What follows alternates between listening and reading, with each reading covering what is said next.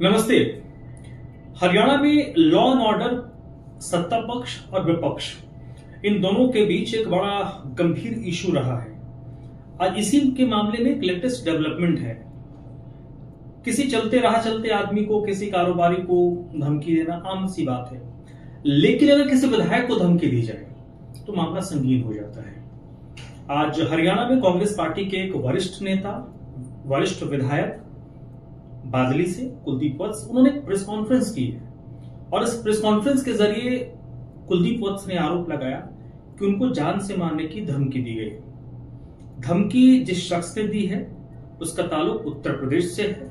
उसका नाम उन्होंने बताया है रामचंद्र यादव, उस शख्स का नाम है।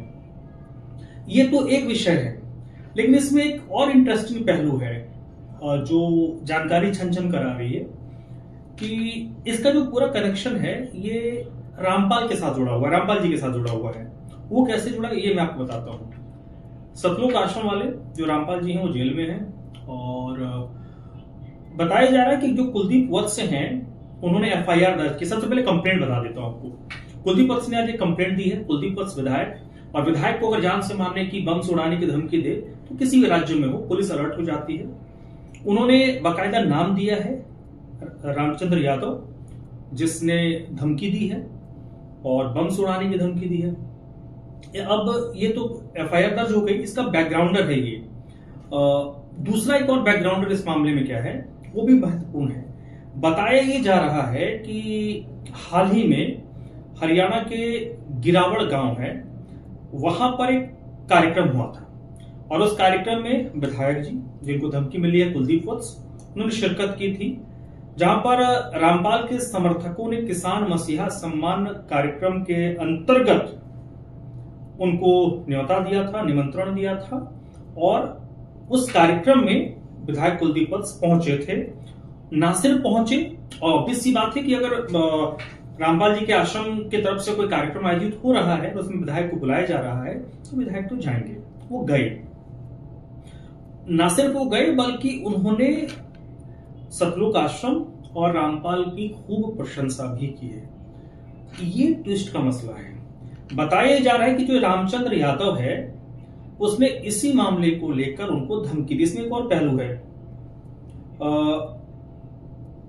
कुलदीप वत्स ने एक बात कही है कि संत रामपाल जी, अभी जो मैंने कल भी हमने एक वीडियो बनाया था उसमें मैंने आपको बताया था ना, जिसमें मैंने अपना भी एक व्यक्तिगत अनुभव बताया था कि पिछले कुछ वक्त में जो आपदा और विपदा हरियाणा के लोगों में आई, किसानों का आई है, उसमें उनका आश्रम बड़ी लोगों को मदद की, आश्रम ने बड़ी मदद की। मुझे व्यक्तिगत तौर पर भी कई लोगों ने बताया। मैं हरियाणा गया था तो वहां पे लोगों ने मुझे बताया था।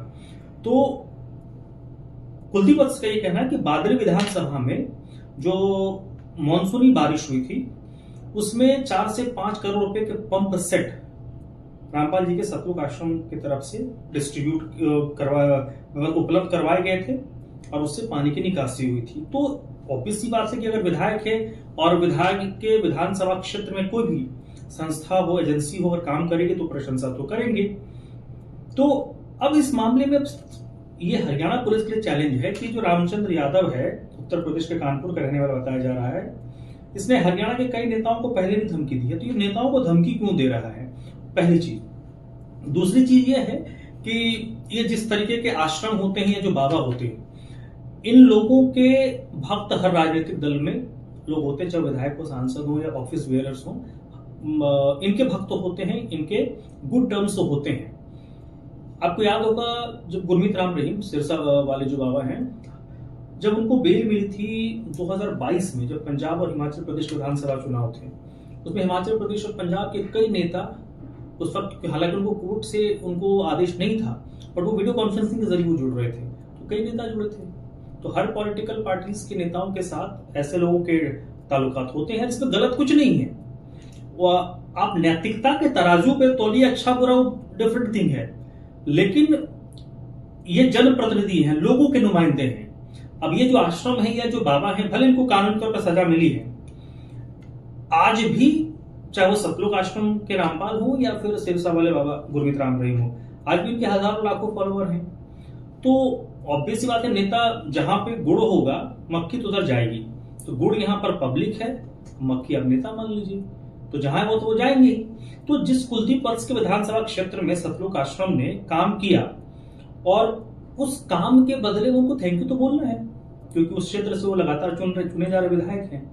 तो अब मसला ये है कि नेता जाते हैं ऐसे आश्रम, ऐसे बाबाओं के पास। तो ये जो कुलदीप वत्स को धमकी दी गई है, इसमें 2-3 पॉइंट जो मुझे लगता है कि बहुत महत्वपूर्ण है, कि जो जिसका नाम उन्होंने नाम, एक होता है ना कि नंबर दे दिया, वो नामजद एफआईआर करवा रहे हैं कि ये शख्स है, इसने पूर्व में भी ऐसे नेताओं को धमकी दी है। तो क्या जो रामचंद्र यादव है उसको फेमस होने का शौक है? जो फेमस होने का जिसको शौक होता है ना, छोटे नेताओं को नहीं, बड़े लोगों को फोन करता है। हो सकता है आज उसके नाम आए, कल को फोटो आ जाए, विधायक को धमकी दे रहा तो फोटो भी आ जाएगा। तो ये भी एक पहलू है। एक शायरी है, कहते हैं कि गर बदनाम होगे तो क्या नाम ना होगा। आजकल सबको नाम कमाना है, अच्छे काम करके नाम कमाने के लिए मेहनत लगता है, गलत काम करके नाम कमाने में मेहनत नहीं लगता, तुरंत उसमें नाम कमा लिया जाता है। तो क्या ये जो रामचंद्र यादव है, छोटे मोटे लोगों को फोन करेगा तो शायद वो चर्चा में नहीं आएगा, चर्चित नहीं होगा। तो बड़े लोगों को फोन करो। बड़े लोग आज की तारीख में कौन है हमारे समाज में? नेता हैं, विधायक हैं, सांसद हैं, इनको फोन करो, देखो तुरंत चर्चा में आ जाओगे, फोटो छपने लगेंगे, लोग जान जाएंगे। तो क्या ये पैंतरा है? या दूसरा जो गंभीर मसला है, क्या वाकई ऐसा कोई प्रोफेशनल है जो इस तरीके से नेताओं को टारगेट करता है? क्या उनके जान को खतरा हो सकती है? तीसरा, ये रामपाल और सतलुज आश्रम से उसको क्या खुन्नस है? क्योंकि विधायक ये कह रहे कि वो उनके कार्यक्रम में गए थे, उससे भी इसका तार जुड़ा हुआ हो सकता है। तो इस पहलू की भी जांच होनी चाहिए, क्योंकि किसी को भी धमकी मिले उसको छोटे रूप में पुलिस को नहीं लेना चाहिए। लेकिन क्योंकि मामला है विधायक का है और एक आश्रम के साथ जुड़ा हुआ है जिसके हजारों लाखों फॉलोवर हैं, तो गंभीरता ज्यादा बढ़ जाती है। तो अब हमें देखना होगा कि इस मामले में हरियाणा पुलिस क्या करती है। उस पर हमारी भी नजर होगी, आप लोगों की भी नजर होगी। कमेंट करके जरूर बताइएगा इस मामले में आपका नजरिया क्या है।